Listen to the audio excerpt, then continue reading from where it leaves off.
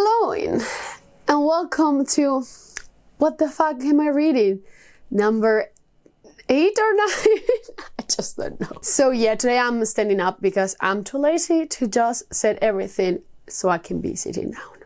So for the books that I finished this week, I'm not going to lie, I'm currently about to start my finals, haven't read shit, and I don't think I'm going to finish my TBR this month. We're going to try because I only have audiobooks left. So we'll see what's going to happen. But basically, the first book that I finished this week was Embers of War by Gareth L. Powell. I understand now why people were recommending me this book. I get it. I really like it. This is a science fiction book. It's the first in the series. And basically, we are set after this Great War. And we're going to follow mainly this ship that works for the House of Reclamation. They basically help survivors of regardless of their race or their planet or wherever. They just help everyone. So one day they basically receive this help message and they are sent to find out what happened to the ship that suddenly failed and apparently is now like stuck in this planet. So we have, I believe, at least 5 POVs because one of the members of the crew gets a POV sometimes. It is just hilarious. It's for another race. I just love them, love their parts. Like, they were so cool. Like, no one thanks us when we are repairing things. I loved it. I loved it. We're also going to follow the captain of the ship, which I really enjoy. Her POV was one of the most fascinating ones. Then we're also going to follow a guy that joins the ship so that he can go after the other ship because he's an intelligence agent for one of the sides that were in this conflict, in this like huge conflict several years ago. Then we have this poet that was stuck in the ship that is now wrecked in a planet, and we're going to follow her story. What else do we have? Am I missing someone? I'm probably missing someone. But I really like this. I think it's quite of a focused story. Like, it doesn't really expand the world building aside from the last battle of this world. And I like that. I understand that for the story in itself. But I would prefer to have a little bit of more of a world building. Also, the plot is very straightforward. Like, it's just going into this ship and find out what the hell happened. And it took a little bit, the other POV is the ship, travel dock. The other POV is the ship, which is sentient. Love that. Love that. Intelligent ships are the best. Like in Velocity Weapon, the best. But yeah, I really like this. I really like how it ended also. I'm really curious to read the next books. I don't know if we're going to follow the same people actually, but I really want to continue. Now I understand. I really liked it. It is kind of a space opera with mystery. I really like that combo, honestly. It takes a lot for the story to just kind of start. We have like more action in the poet's POV at the beginning. But I just really liked it in general, honestly. I gave this one 4 stars. Super solid sci-fi. I really, really enjoyed it. Now I'm even more excited for the book with Peter F. Hamilton that is coming out later in the year. I'm just so excited for that. But yeah, I really, really like this. It was super engaging. I finished it in 1 or 2 days. It was like the last book that I read fast. Like, this one was the last one. Then, and the other book that I finished and that took me a little bit too much time, honestly, was the Unbroken by C.L. Clarke.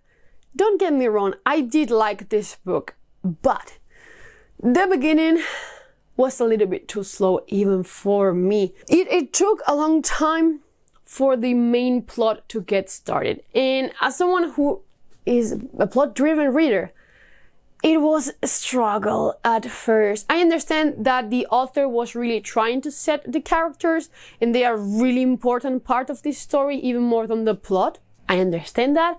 I appreciate it for what it is, but it's not something that really resonates with me. So I was a little bit, when is everything going to start up? So it doesn't really start up until the kind of middle part of the book. So that was really disappointed. I actually read the last 200 pages of this book in a day, and the other ones took me like 4 days. And one day I didn't even read because I wasn't really feeling it. That tells you something about it.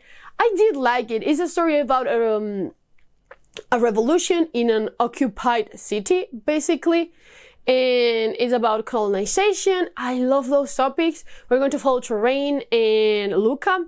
Terrain was basically taken from her home and trained to be a soldier. And Luca is going to be the queen, basically. And the story is quite cute. But Luca, for being someone who is supposed to be really wise, she's so fucking stupid. I couldn't. I was really, thinking that the stupid part of the duo was going to be Terrain, because at first she was doing really weird shit. But no, it was Luca for sure. And why? Like, she was supposed to be the intelligent one, but she just messes up so badly so many times in this book. But yeah, I quite like Terrain. I think, I thought at the first that Luca was going to be my favorite character, but no. Terrain is definitely the winner here. I really like her. He's quite stubborn, but I understood her motivations. Really like that part, but yeah. The thing that I'm more interested in is the magic. The magic sounds really interesting. It reminded me a bit about the magic in the Poppy War. I don't know why, but it kind of had that same feeling for me, so I don't know. But I will still recommend you to give this one a try, but don't give up if you just don't really connect with the first pages of this book. Well, like the first 100 and something pages. Keep going and you will probably really like it by the end. I definitely like it more when I finish it. It was a struggle. Like, I like the first really, the beginning was interesting enough, but there's something that happens pretty early on in the book, and that completely kind of lost my attention. I don't know why, honestly. It might be because, I'm studying a lot right now, so I'm not 100% focused on books. Maybe because of that, I'm also quite a little bit more stressed, so I want something maybe lighter, maybe faster. So maybe because of that, but I still really like it. I will 100% continue with this series because I was quite curious because of the ending of this book.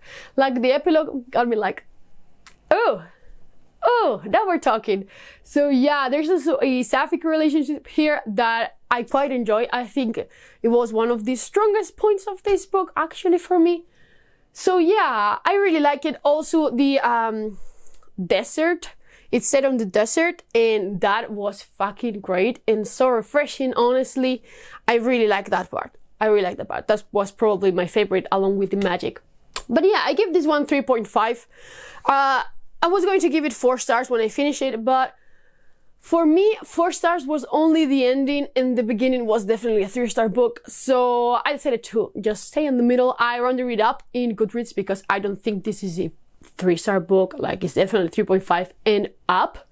So yeah, I think it has a lot of opportunities to become many people's favorite book. So I will definitely give this one a try. Give this one a try. So throughout the week, I have also been reading some short stories from Invisible Planets. It's a short story collection edited by Ken Liu, basically with Chinese authors. And I reached like my favorite story and I stopped because it was so good. Currently my favorite is 100 Ghosts Parade Tonight.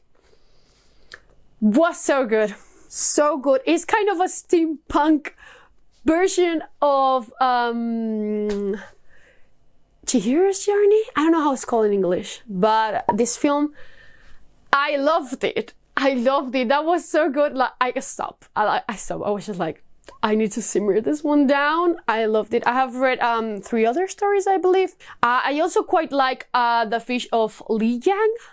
That was really interesting. It had like a super cool sci-fi twist. Like, that sci-fi part was amazing. The Year of the Rat was okay, nothing mind-blowing, and the other story was also fine, but it was really properly ended. So I was just like, that's it. But oh my god, the 100 Ghosts one was so good. Like, so good. It's basically about this community of ghosts that basically now inhabit like kind of doll bodies. It was amazing. It's about a child trying to figure out if he's a real boy. It was fucking great. Probably my favorite short story of all time. Really close by with The Arrival, but man, it was great. Now, the last book that I finished this week was Dejeaning Cairo by Jelly Clark.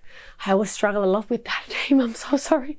But this was great. I've been trying to get my hands on a physical copy of Master of Djinn, but it's so fucking impossible here because it's out of stock. So I was just like, okay, I'll read the novellas first. And I love this. I love this.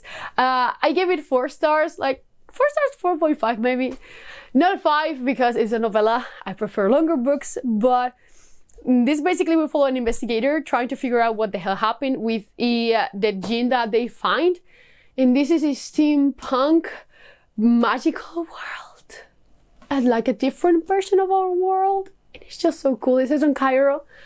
I really liked it. I really liked it. I'm just so excited to see the full-length novel. Like, I want it so badly. I think it's going to be just right up on my alley. I just love steampunk in general. When used like this, I just love it so much. And we have angels, but they are kind of mechanical angels. I love that twist so much. Like, so much. I really liked it. I highly recommend you check out this one before reading the full-length novel because there's a lot of world building for being a 50 pages long novella. Like, a lot.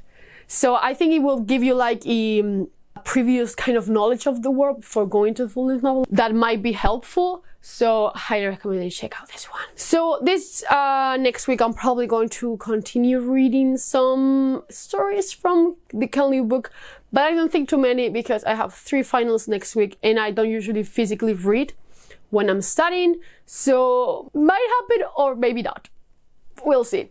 But the book that I'm currently listening to is Borne by Jeff Vandermeer. I'm currently in chapter 8. I'm already really liking it. Like, we're basically set in this desolate world and this girl finds this weird thing that starts growing up and starts talking, and she basically names it Borne. It looks amazing. Like, for now, I'm really liking it. Like, it's going towards 5-star read. Like, I'm really into it. It's quite short, so I think I might actually finish this quite soon. Because as I told you, I don't read physically these days when I'm studying, so I'm just going to listen to a lot of audiobooks this week, probably. But yeah, that was basically all. As I told you, I have barely read anything. This week, I was just like, I'm too stressed, I'm too busy. Next week, I don't know if I managed to get all the videos out in time. I don't know, I'm going to be pretty busy for the next 3 weeks, so we'll see what happens. I will apologize in advance in case I don't manage to do it. What are you currently reading? Are you reading something interesting, some new releases, some old releases, continuing series? What are you doing? Just tell me down in the comments below. But as always, I will see you in the next one. Bye!